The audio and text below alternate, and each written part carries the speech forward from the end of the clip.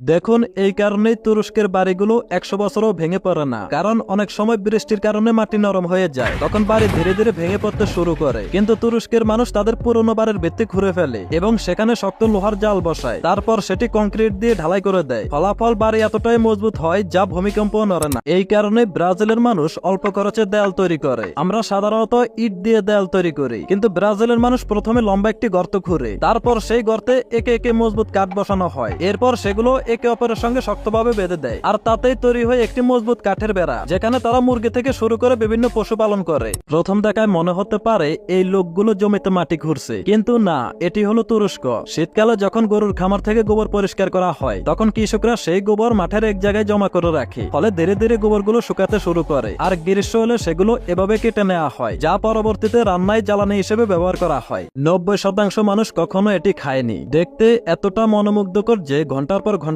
তাকিয়ে থাকতে ইচ্ছে করে। এটি আসলে বাঁশের কুড়ি, যা বাঁশ গাছের গোড়ায় জন্মায়। চীনের মানুষ জঙ্গলে গিয়ে এই বাঁশের কুড়ি সংগ্রহ করে আনে, তারপর এগুলো কেটে মরিচের সঙ্গে মিশিয়ে তৈরি করা হয় একটি অসাধারণ আচার, যা তারা মজা করে খায়। এটি পৃথিবীর সবচেয়ে বড় পাথর মার্কেট, যেখানে শ্রমিকরা দিনরাত নদীর তীর থেকে পাথর সংগ্রহ করেন। সংগ্রহের পর পাথরগুলোকে পানিতে ভিজানো হয়, যাতে এগুলো সহজে কাটা যায়। এরপর ড্রিলিং করে পাথরের ভেতরের অংশ প্রস্তুত করা হয়। সবশেষে পলিশিং এর মাধ্যমে এগুলোকে বিভিন্ন আকর্ষণীয় পাত্রে রূপান্তর করা হয়, যা বাজারে উচ্চ মূল্যে বিক্রি হয়।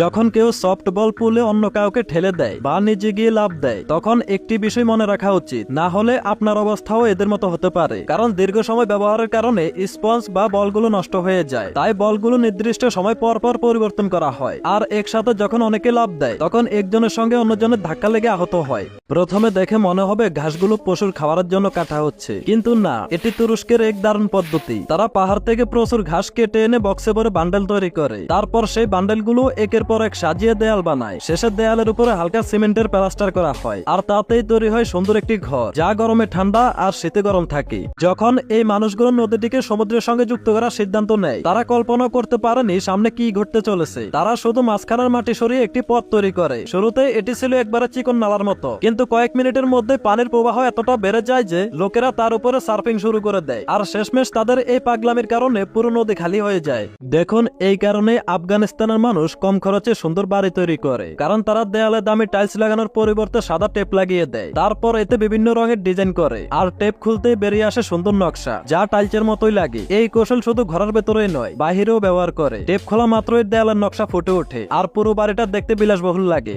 দেখুন, এই মানুষটি সত্যি অনেক জিনিয়াস। নাম তার জুয়েল চেরো। পেশায় তিনি একজন পটারি আর্টিস্ট। যখন তিনি মাটি দিয়ে কাপ তৈরি করে, তখন সেগুলো বারবার পরে গিয়ে নষ্ট হয়ে যায়। মানুষ ভাবে হয়তো তার মেশিনটা খারাপ অথবা তার হাত কাঁপছে, কিন্তু আসল সত্যটা হলো তিনি সবটাই ইচ্ছা করে করেন, কারণ তার প্রতিটি পরে যাওয়া ভিডিও ভাইরাল হয় এবং দারুণভাবে বিক্রি হয়।